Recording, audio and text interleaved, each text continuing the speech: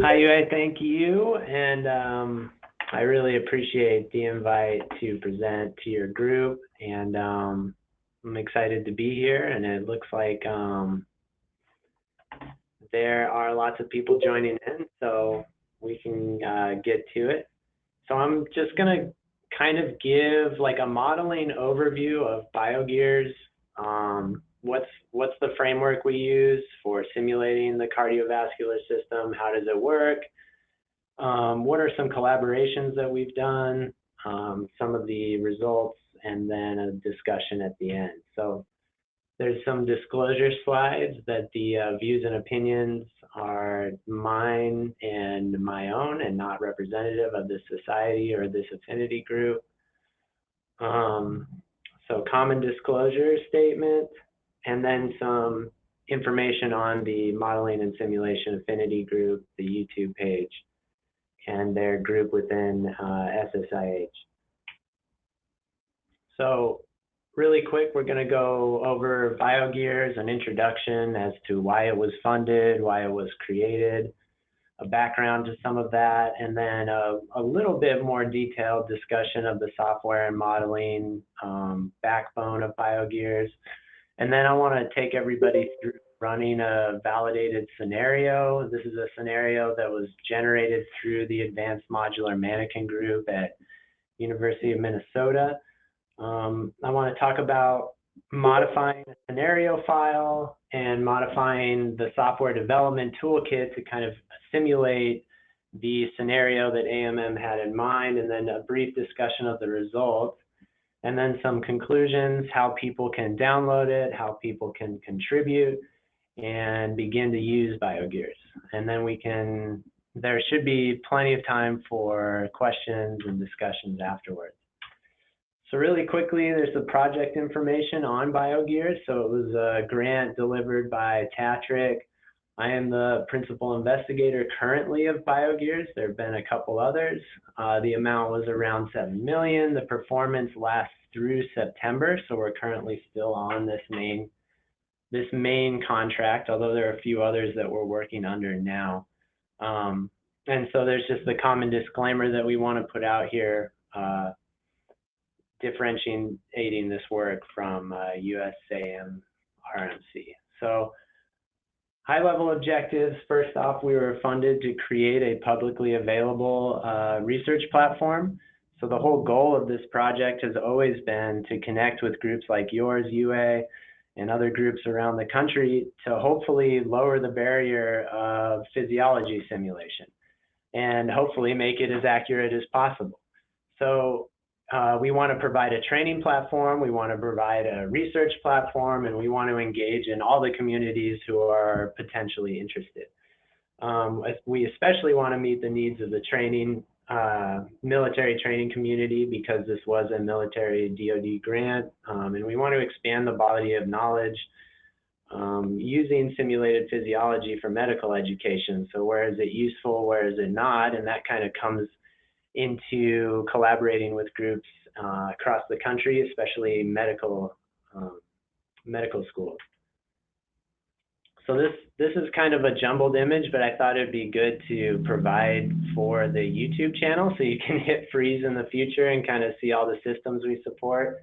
But this is just kind of a brief overview of what this engine is. So when I say multiscale, I more mean a collection of the systems within the body that simulate the whole. So the systems that we support are listed on the first column there, and then some features that relate to.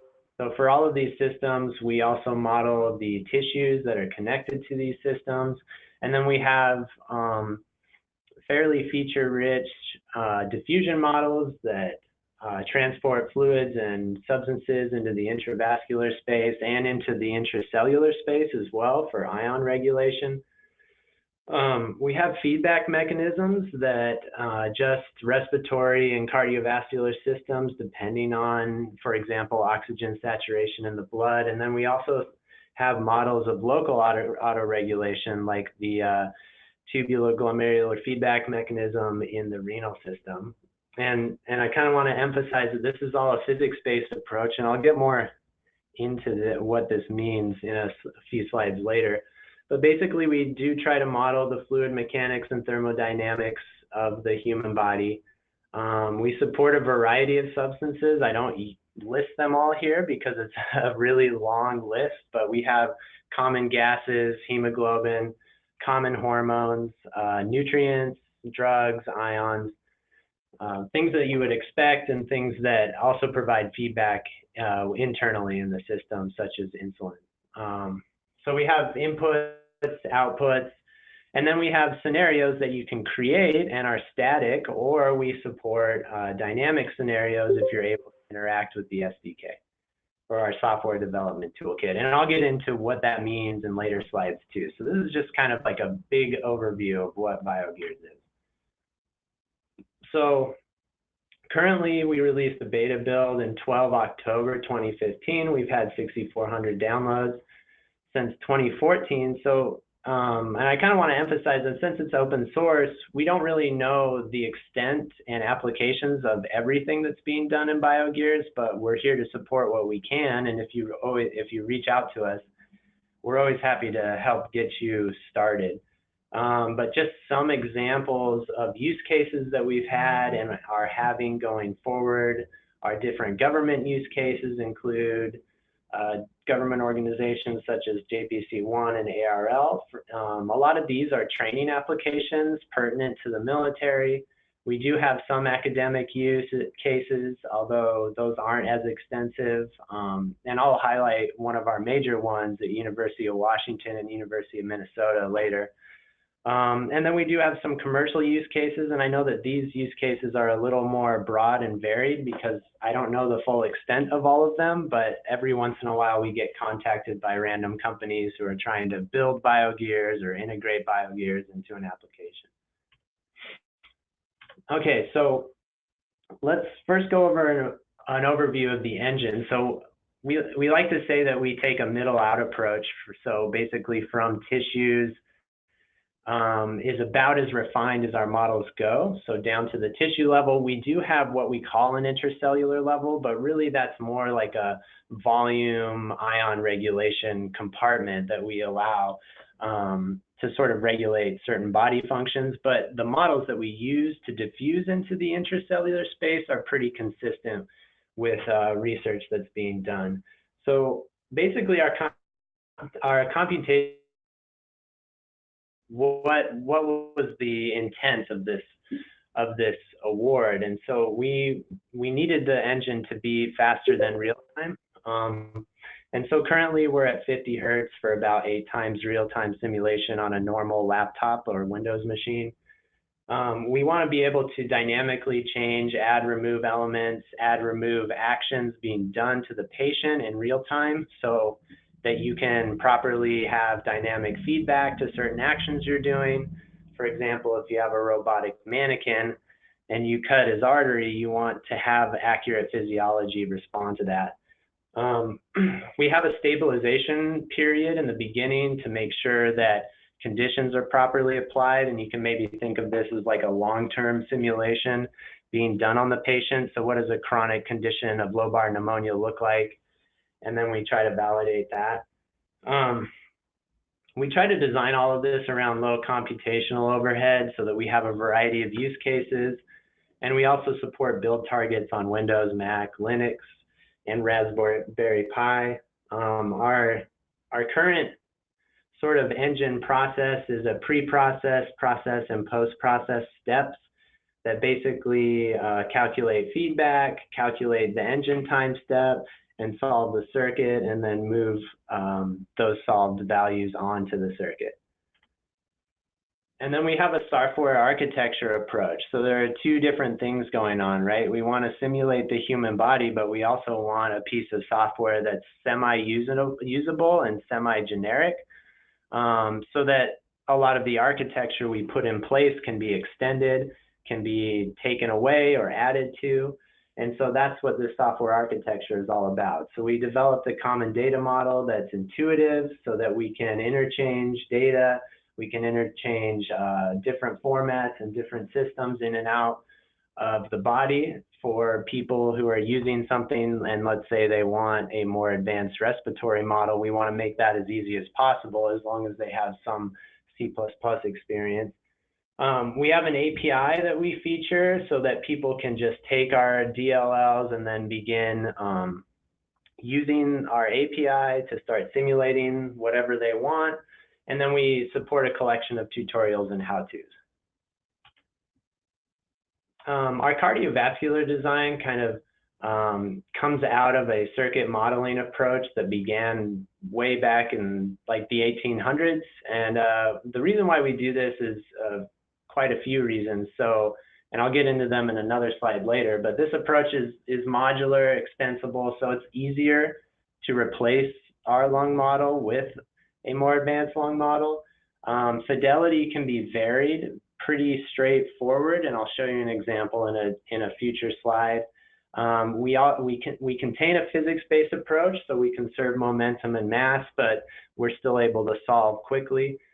It allows stacking and combinations of insults and interventions without, recomputing fluid flow dynamics or things of that sort. So the homeostasis-based modeling. So basically, we want to say that as your patient comes into the office, this is his current state. So if he has pneumonia, if he has diabetes, we want to be able to stabilize to that condition and say that these are sort of the input patient that you're responding to. We want it to be able to integrate new and existing models. So we want to be able to eventually, and we've never really done this, but not include a circuit definition of the lungs, but maybe have a 3D computational fluid dynamics simulation of the lungs, and then connect that to the rest of our body circuit. And this has been done in some research projects in the past, but it's something that we hope could be featured with this modeling approach. So what is LumpParameter modeling? Basically, it's a bunch of discrete entities that represent the entire system. So we have hydraulic analogs and thermal analogs that simulate the vascular fluid dynamics and the thermal dynamics. And this is a pretty broad work of research and knowledge that had been done to represent the cardiovascular system as circuit diagrams. There's many published papers that support this method, and there's been many examples and outputs to show its verification and validation for use for cardiovascular models, but you do lose a lot for it, but you gain some things also. So this is sort of the physics backbone that we use to solve the body's cardiovascular system and pulmonary system. But once you kind of get an understanding of it, it's hopefully semi-straightforward to expand that body of knowledge. And if you read a few review articles, you can kind of get a sense of what can be done and what can't be done. So what is the difference between what's called LumpParameter modeling and other forms of cardiovascular simulations? So basically, we lump pressure, volume, and flow into sort of one pathway, and then just say that those are the characteristics of the fluid, instead of having a distributed parameter system where you have a pressure wave across a spatial scale. We don't have spatial scales. So we only have temporal scales, and then we lump all of our fluid components into each of our elements. And so basically what this gives you is it gives you something that's quick. It gives you sort of global distribution of these things, and multi-compartment models kind of allow maybe a hand-wavy sense of getting a spatial scale embedded into this modeling framework. So 1D models kind of give you the wave transport down vessel lengths. 2D models are cheaper than 3D models, obviously, as long as you have a tube with axial symmetry, which isn't always the case, especially in the cardiovascular system. And then 3D models are obviously very robust and very awesome, but they can take hours and days to simulate certain dynamics of the cardiovascular system. So for this project, because we were given sort of a directive to make it faster than real time, and we still wanted to model something with physics principles in the background, we chose LumpParameter modeling as our framework to give us speed and to still give us conservation of mass and momentum. So basically, what this can give you, and sort of an idea of how you can increase spatial resolution within a lump parameter framework, is you can take sort of our diagram of our cardiovascular system and expand out our two-element Wien Kessel into a large renal system. So you can see now that we basically break out a nephron into a series of circuit elements that then can kind of simulate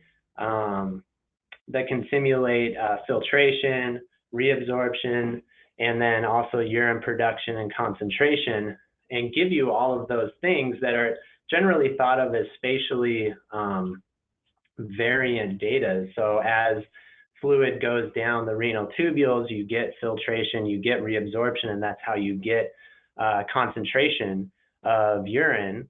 But you can't necessarily, or a lot of people don't think you can necessarily get that in a lump parameter framework, but actually you can. It just takes a little bit of work expanding out the circuit model.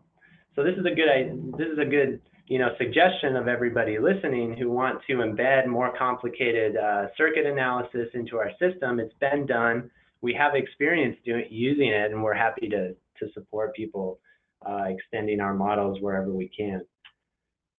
So basically, the physiology system interaction, this is a little chart that kind of maybe gives you an idea of what we support and how these things interact. So we have a main respiratory cardiovascular systems.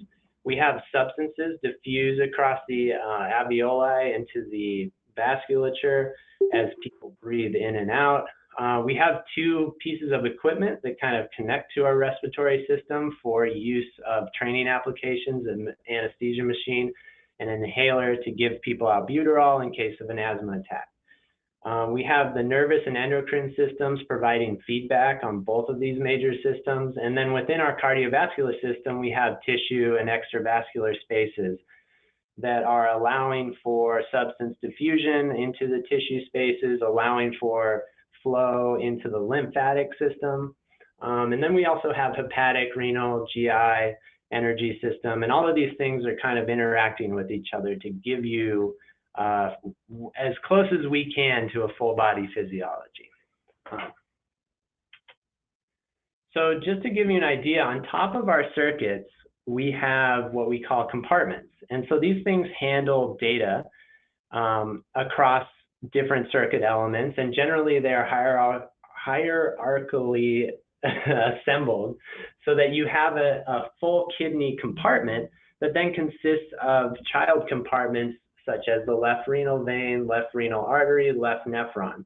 So as we break out the renal system and say you just want inflow of the left kidney, you can just query the left kidney. Because they're hierarchical, it will roll up the inflow and outflow, and you'll be able to get the data you require without needing to go down to the refinement of what our circuit was. So these compartments are very handy, and I think anybody who's done any drug modeling understands that having a compartmental model also helps you solve differential equations so that we can appropriately model drug and drug interactions within the body, and diffusion of substances that maybe don't necessarily follow the flow of the fluid, or maybe actively pumped into a cell or into a tissue space, things like that. So having these compartments kind of gives us a larger level of modeling capability on top of the circuit definition of our cardiovascular system. So what happens when our engine kicks off? So when you start running BioGears, we have a stabilization process that basically gets us towards patient homeostasis when the stimulation begins. And this is for two main reasons, well, maybe three. So first, we want to resolve the flows so that you don't just start a circuit and have volumes and pressure spiking everywhere.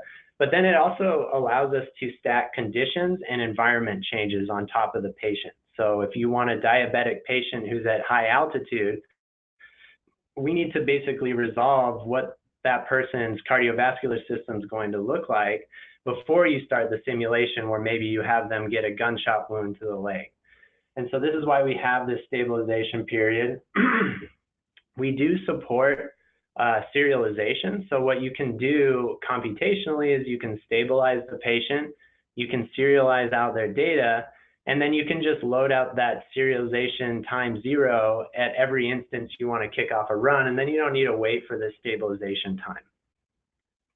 And then when the BioGears patient or the patient you've created is running, you can give them dynamic insults, interventions, you can modify parameters through these actions, and this can happen dynamically and instantaneously, so that you can have dynamic educational or research inquiries.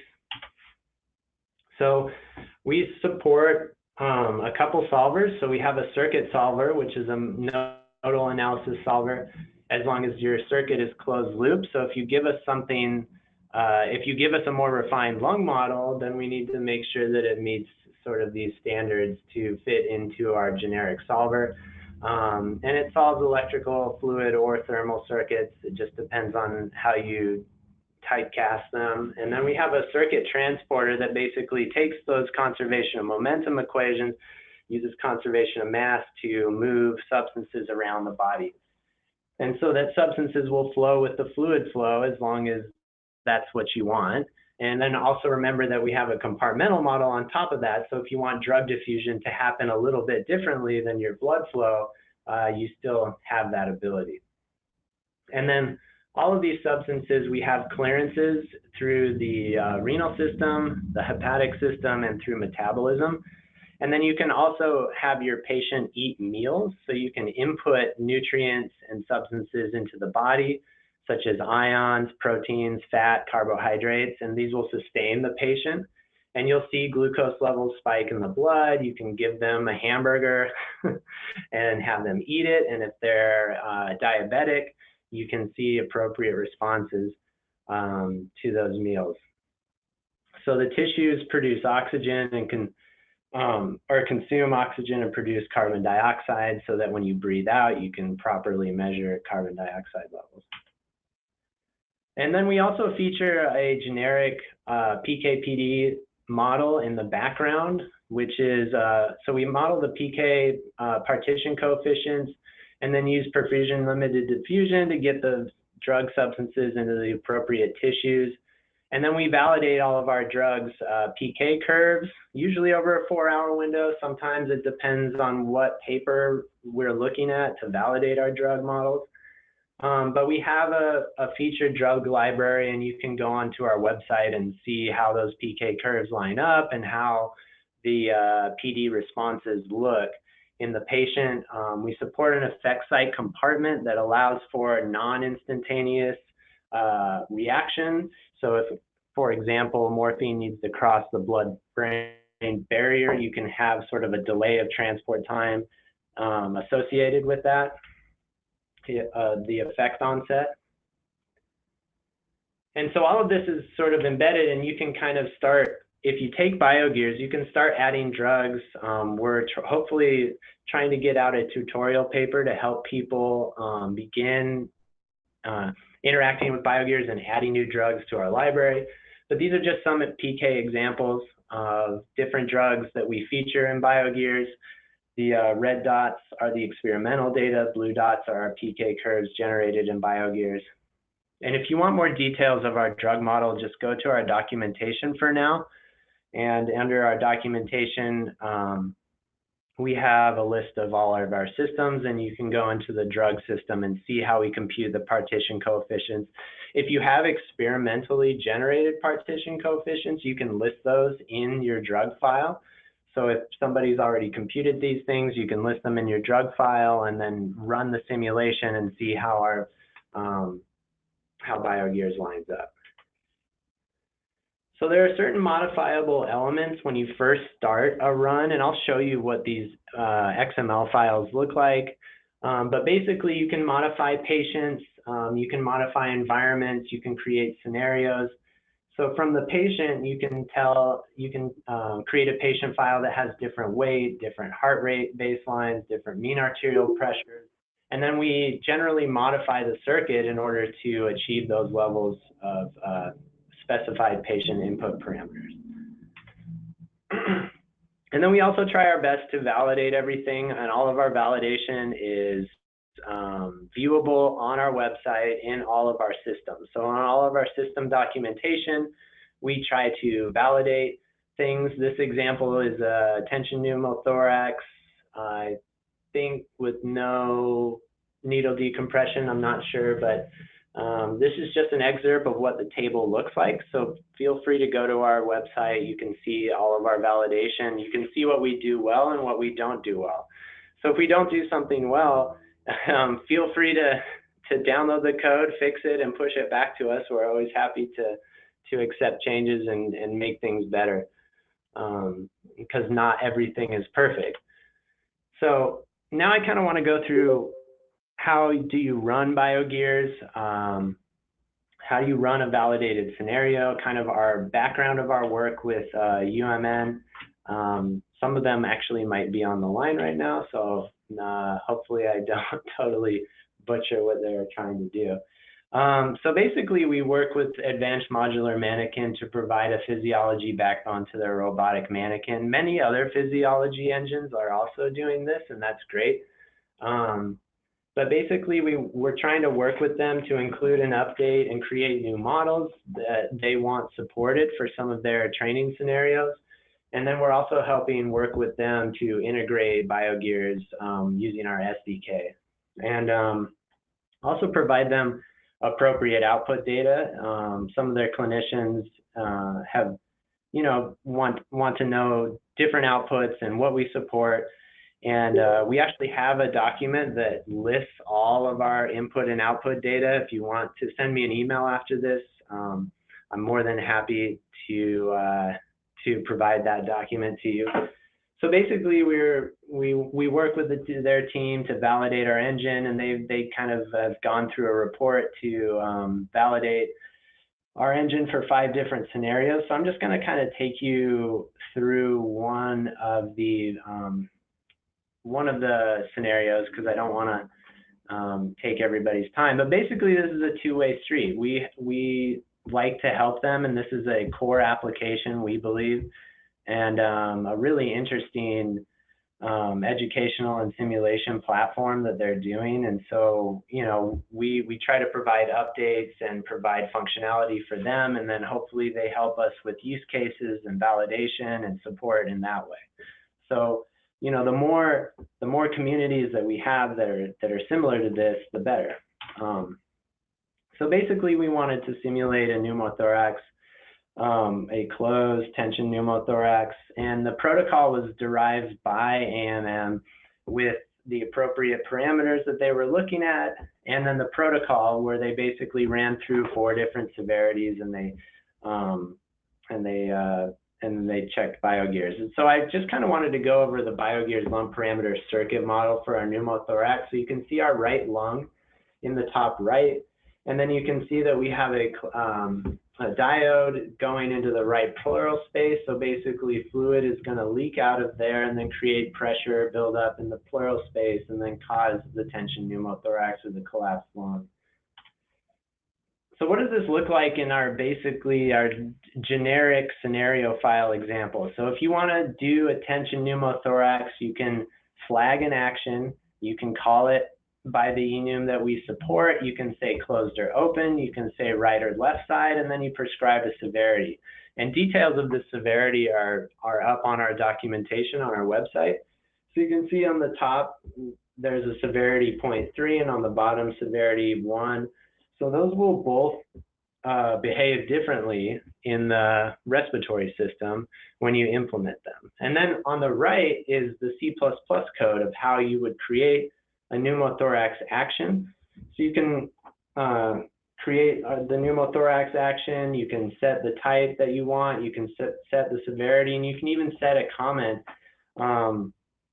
based on whatever the medical insurance terminology may have on that, and that'll float around the action as you process it. So what do some of these results look like? So for severe, moderate, and mild, we ran through some of these scenarios, and you can see the tidal volume and heart rates performing fairly well. This is a 6-minute simulation of a right closed tension pneumothorax. And you can see that respiration rate and the tidal volume are responding fairly well. The initial dip of respiration rate's a little strange. So it's things like that where when we're interacting with a medical school, we can kind of get an idea of like what's going well, what's not going well, and then hopefully try to address those issues going forward. So just some conclusions to wrap things up. BioGears has a lot of downloads, and we have a lot of collaborators, and we're always looking for more.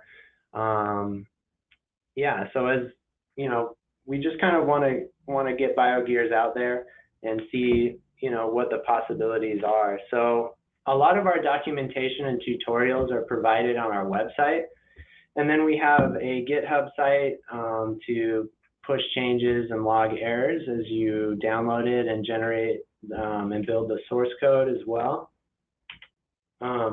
So basically you can see the download instructions through our website, and depending on what your application is, these can change. So if you just want our toolkit, which is our user interface, then you can just download that. If you just want the pre-built DLLs, so that's our SDK, then you can just download that.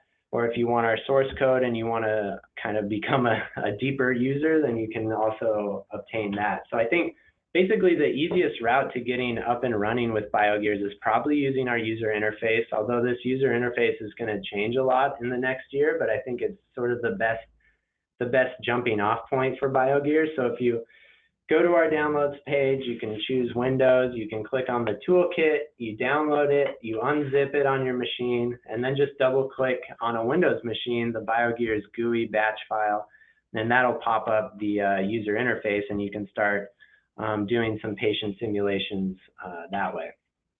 We also have a GitHub page. If you want to get involved, you can download it. You can clone it, you can follow the build instructions, and then if you find errors or you find issues, you can push back code, you can log issues, and then start interacting with us through that page. And some of the future work that we're going to be going through in the next little bit is an updated user interface so that hopefully people can use it easier and that it can find a little bit more broad of a use, because this is a really sort of software heavy project at this point, and so we kind of want to increase our use cases and increase the amount of people who get excited about BioGears. We're going to include sort of parameter override functionality so that if you're running through a training scenario and you really need your heart rate at 150, you'll be able to do that and process that without going through processing an action or trying to figure out which action can actually manipulate the heart rate. You'll be able to directly interact with the circuit that way.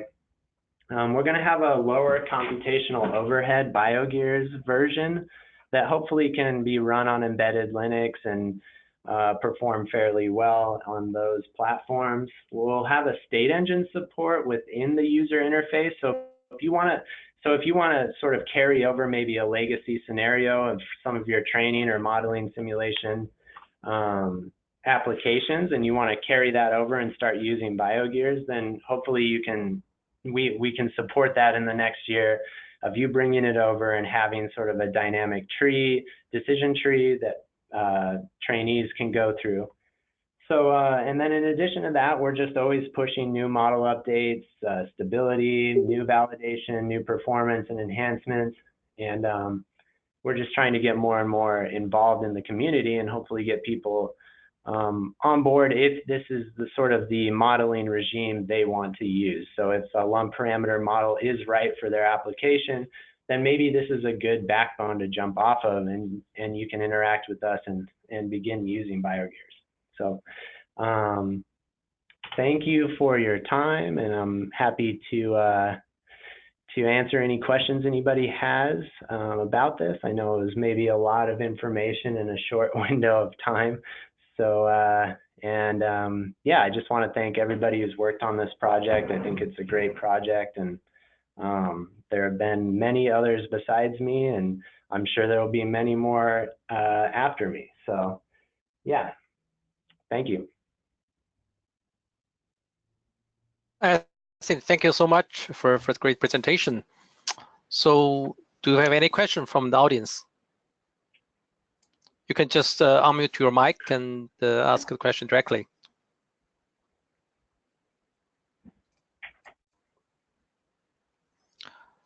So I haven't seen anybody yet. So let me start with some questions.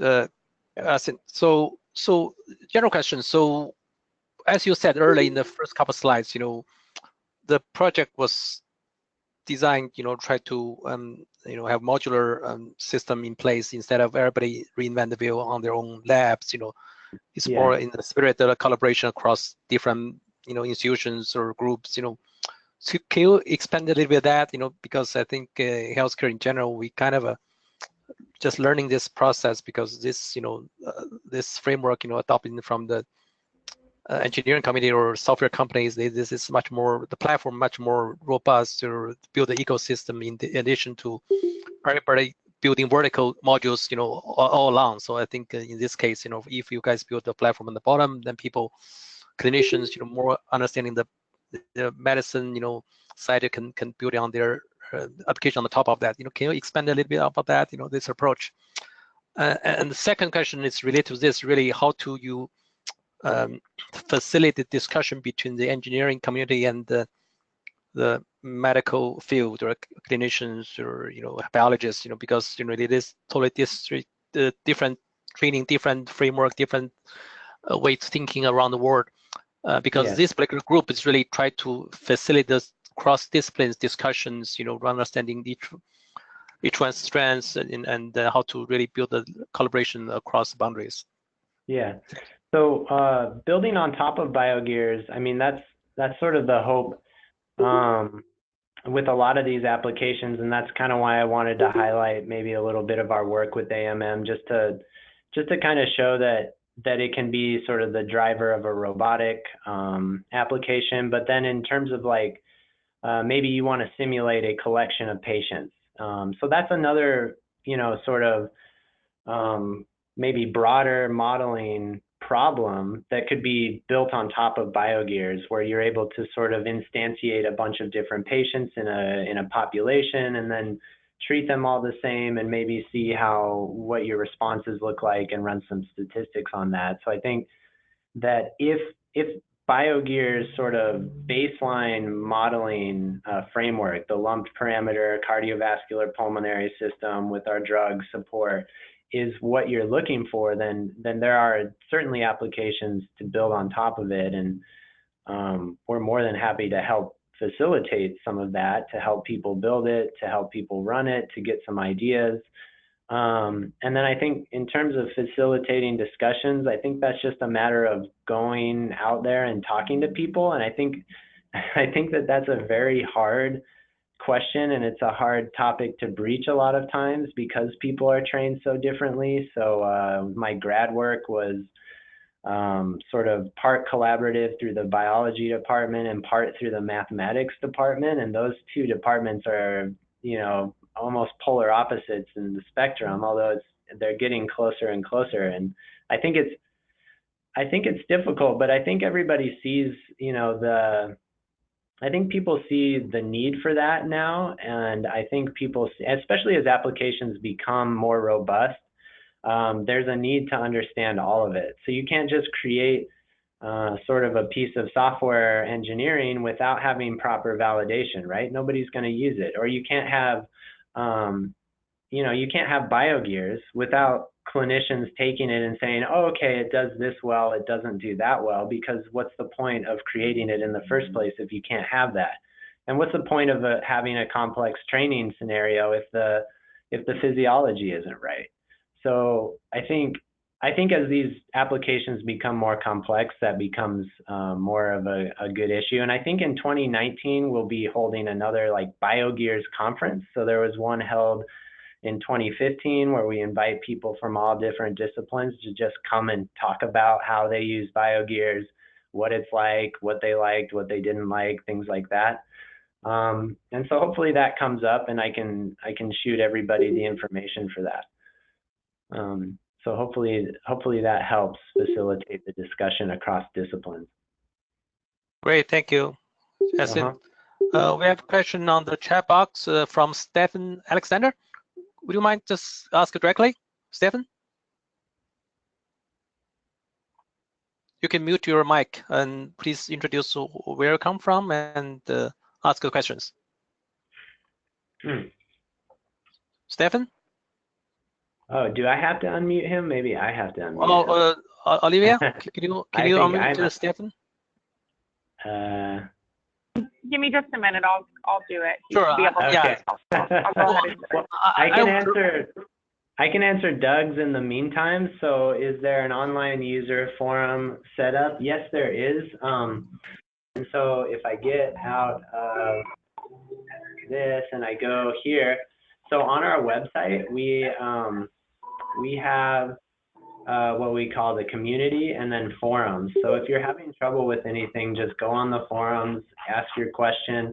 It can be answered by us. Sometimes it's answered by legacy developers. Sometimes it's answered by other people who ask questions, and all of these things are good things. So yeah, feel free to go to our forums and interact with us as much as you want, as well as our GitHub page where you can post issues and push code and things like that. Yeah, great. Stefan, it's your turn.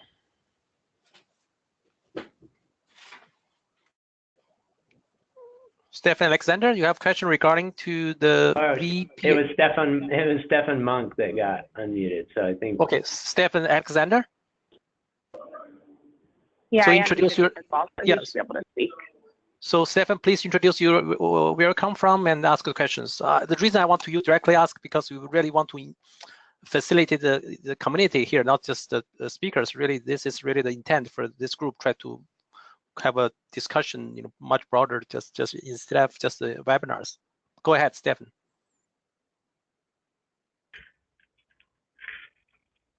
A request to unmute. Oh. Okay. Maybe we can go to next question. So I guess you can type well, it. Sorry, I'm not familiar with how to unmute people on this. So basically, Stefan asking, have you worked with the VPH institute in Europe? Can you compare their work with BioGears? Do you familiar with VPH? Yeah. One of my former colleagues, Rodney Matoyer, gave a talk out there, and we sent some representatives to the VPH community in Europe 2 summers ago. And I think I wasn't there, but I heard it was fairly successful. I know that they have I think they have like a full rat physiology, but then there's just a whole collection of modelers and engineers working on certain systems. I know at UNC there's a whole lung where they're trying to model the full lung and all the dynamics and physiology embedded in that. So sometimes some of these models are really high fidelity single system models. And I do know that like VPH is looking to connect all of these things and all of this research. So if you have a really great liver model and you want to connect it to a really great respiratory model, so how do you go about that? I think that's a really hard question and to answer, and I think it has a lot to do with what is your modeling framework underneath everything. Can we even pass messages back and forth to connect those systems? So that's always a hard question, but I do know they're doing amazing work on a lot of this, and that it parallels our work in a lot of ways, and then some ways it's higher fidelity on single systems, and I think it just depends on the researcher who's involved out there. But yeah, I think that's a great question and a great community to support and get involved in. It's great. So, Hela, Jason, do you have questions? People are shy to speak up here. Or maybe it's because I can't unmute anybody. No, he should be able. He's unmuted. He just since he muted himself. Oh, I see. They muted their own himself. Okay. Yeah. Hewlett, Jason, do you want to ask a question yourself?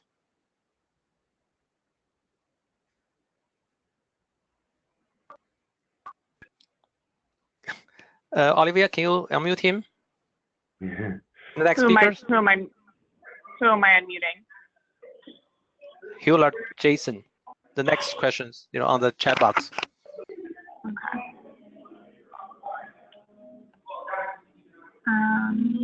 So,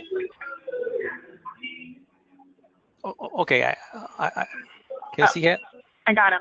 Yep, I got him. There Okay, now I'm unmuted. Thank you. Hi, Go ahead. thank you for your impressive presentation and all the good work you're doing. I'm wondering if you have any easy, short example you can give us of this system being adapted for use in the clinical education of medical students.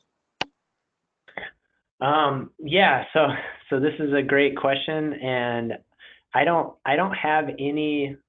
I'll answer, Doug. I'll answer your question next since you typed it in. But I don't have any direct application right now to clinicians or medical students in the classroom for uses of BioGears. I think integrating it into the advanced modular mannequin platform is going to be a huge step to getting there. And then also developing a more robust user interface so that people can interact with the physiology directly and kind of see patient feedback responses to different actions and interventions. But in terms of who we're directly working with, there have been some short discussions with the University of Illinois, but I think the Advanced Modular Mannequin project is maybe the most direct application that could get a training platform that would be fairly robust. And I mean, again, we're always happy to help work with classrooms to get this built and integrated on their systems. So I guess it's a matter of if anybody out there who is listening to this who wants to reach out to us and embed us into like a first or second year course, we're happy to help and provide any expertise we can. Does that answer your question? Sorry, it's not more detailed. No, that's fine. Thank you. I understand.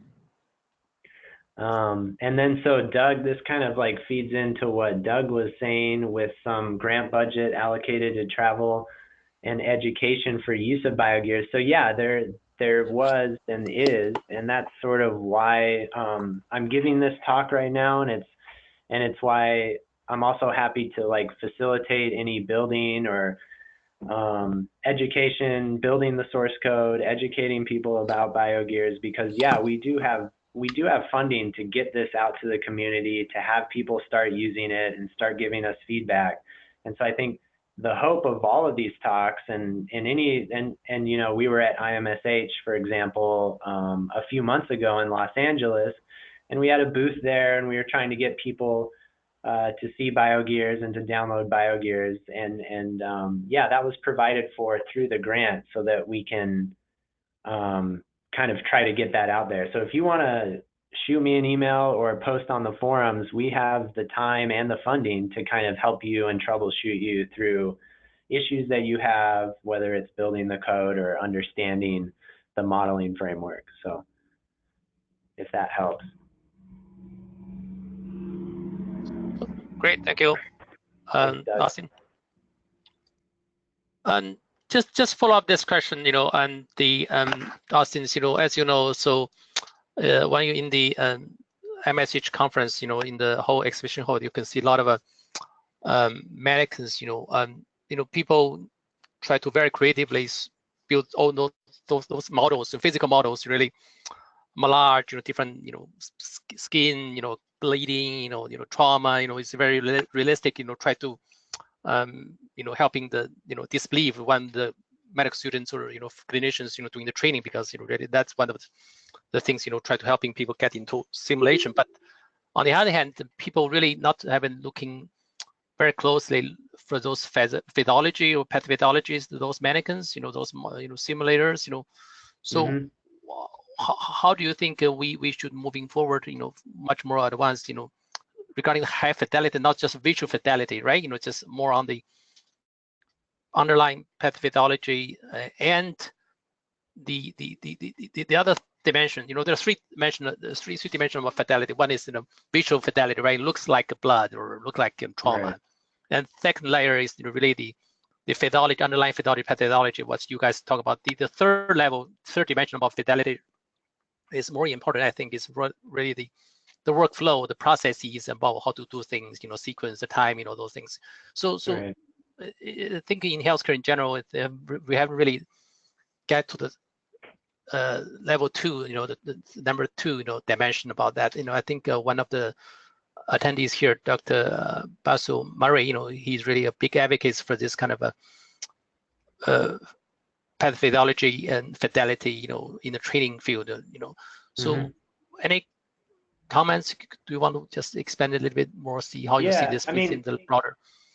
Yeah, I think a lot of those mannequins look really good, and I think it's important to have accurate tissue models. I mean, obviously, I'm not a clinician, so I don't have a lot of background of what's needed, but I think, for example, like from a modeling framework, if you want to train a patient bleeding out and then administering saline, there's a big difference between somebody who's bleeding and somebody who's not bleeding as to where does the saline go, are your capillaries becoming more permeable because of different hormones that are being released in the body. So in that sense, like, you really need the underlying physiology in order to train that scenario appropriately. So there's and then different drugs reacting to different chronic conditions. So how does a diabetic patient respond differently from a non-diabetic patient when you administer morphine or something like that? So I mean, I think sort of stacking on conditions and getting the appropriate physiology on top of the training platform is really important, because then you actually get that feedback before you even see a patient. And I think, from my perspective, it seems like that could be powerful and useful. And then sort of developing from what you said from step 3, developing the appropriate sort of cascade of events that need to happen in order to sort of maximize treatment or maximize cost for certain compounding situations. I think getting the appropriate physiology helps a lot. I mean, and you do have a lot of de-identified patient records that can kind of lead you that way. But if you have an accurate physiology model as the backbone, you can maybe prescribe some of these sequences a little better, a little more accurately before you look at the patient data. Or if you don't have patient data, then how do you process that? So I think hopefully there is a need for BioGears or a thing like BioGears in the community. And I think there's hopefully a lot of reasons why. Yeah. Great. Thank you. I just wondering for the audience, Dr. Murray and Dr. Talbot, they are all the experts in this field. Any comments from you guys?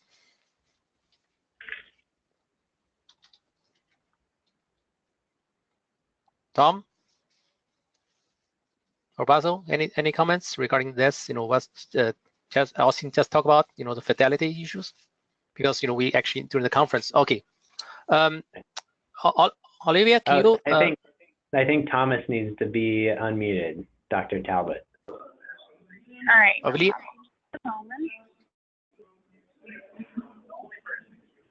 All right, Thomas, you are unmuted. Hi there. I'm finally here. Well, I really enjoyed the presentation, and having seen this whole ride from the beginning, I think Austin, did a great job with the presentation. I would say that, the things that we were originally looking for were, what is a reasonable level of fidelity? What is a useful level of fidelity? When people are asking about that, and in the end, it needed to be practical. And from my point of view, it looks like, they've met their objectives as far as, reasonable fidelity, as far as reasonable capabilities. And I'm glad to see the emphasis now on how can they make this usable? How can they make this something people can interface with? How can it be used for simulation community, for training going forward? So my only comment is I'm very pleased to see the progress, and that I'm looking forward to the conference next year and returning to it. Thanks, Dr. Talbot. I appreciate it. And I think actually, I don't know if I'm still talking, but yeah, please go ahead. Yeah. Yeah, awesome. Yeah, and I think that is a great comment in terms of like what is usable, like how much fidelity do you want to get the appropriate amount of usability. And I think that's why I wanted to show that slide of the lump parameter to the 1D to the 2D and then to the sort of finite element mesh of the aorta, because each of these things are useful for different reasons. And so like for the three-dimensional simulation, maybe you want to resolve the flow fields on the valves and really understand, okay, is there some valvular defects happening? You really need to understand really fine shear stresses along the walls, but that simulation is going to take forever. You're not just going to be able to simulate a patient who is hemorrhaging, who you're now giving saline to. So what are you really training for? I mean, I think that the finite element simulation is good for certain things, irregular geometries, things like that. But yeah, I think, and I wasn't here at the beginning, but I think that the LumpParameter model is a great framework and backbone for this application. Great. So, Olivia, can you also unmute Dr. Murray? He's really one of the early pioneers in this field. Dr. Murray, you're on mute.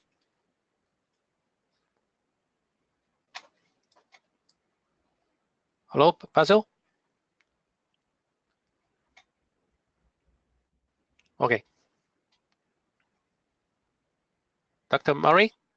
Let me try this microphone. Can you hear me now? Yes, yeah. We can hear you very well. Thank you. Yeah, no, I really like the talk and I like the understanding underneath that. And I agree with the sufficient fidelity rather than trying to get it absolute precise.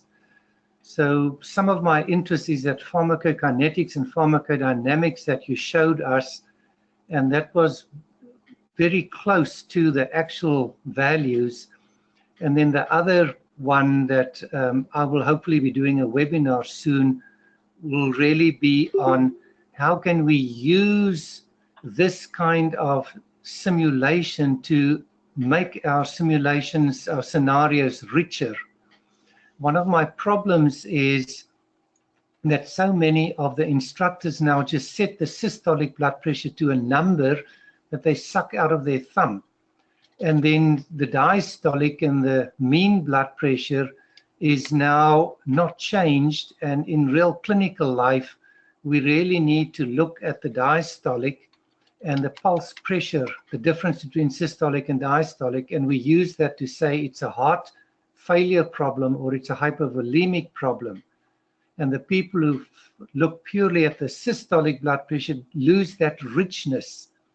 And when you said you're going to let people override and select a specific number, and I think you mentioned heart rate, my worry is that we will go away from the richness of the simulation and I don't like to use the word fidelity because that's become a very bad word in simulation. That's why I like to use the word richness, but you lose so much information if you select various parameters. I had one person tell me that they design all their scenarios based on real patient data. And then my question was, okay, now you're doing a hypovolemic patient.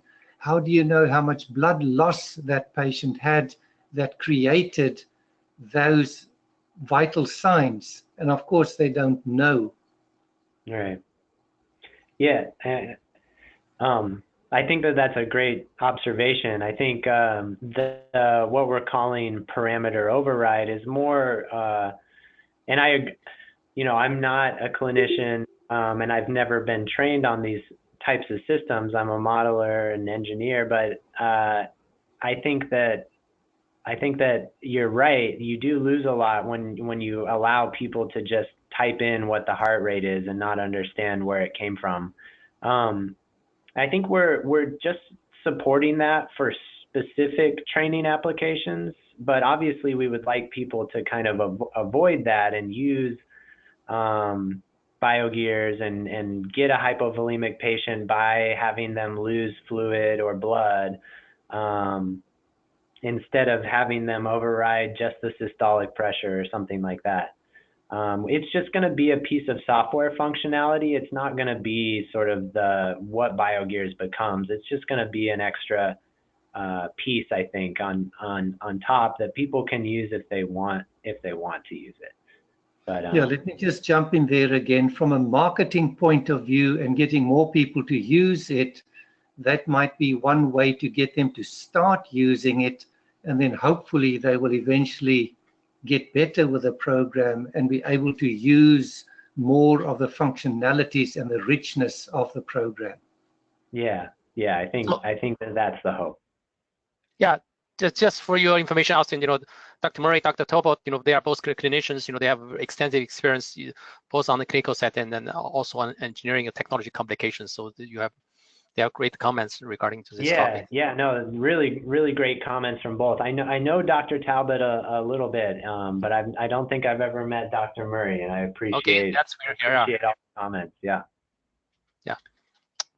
So I think it's just I think it's 4:05. We're in Central Time. It's been 1 hour. It's a great session. Thank you, Austin, and thank you for all the participants. That's really the hope. We create this forum to have this cross-discipline dialogue. To communicate. Learn each other's. That's moving forward this field. That's really the purpose we build this program.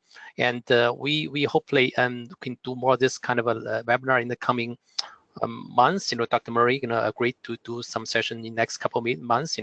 If anybody interested to more about this topic, let us know. I just put a survey link to the chat box, and also Olivia gonna send a link to everybody. Just please let us know the comment suggestion for this group, and we hope to see you soon next time. Thank you very much. Thank you, Austin. I appreciate you letting me talk. Yeah, please fill out the surveys. We can do better next time. Thank you, Olivia. All right, no problem. Thanks, Yue. Thanks, Austin. Yeah. Thank you. So Olivia, if you can send this link to all the attendees, then they'll be great. We can collect informations. Okay. Yes, I will do that. Absolutely. Yep. Cool. No and Dr. Murray, so we can follow up with you. So when the time is convenient for you, we can schedule a time. Pretty much similar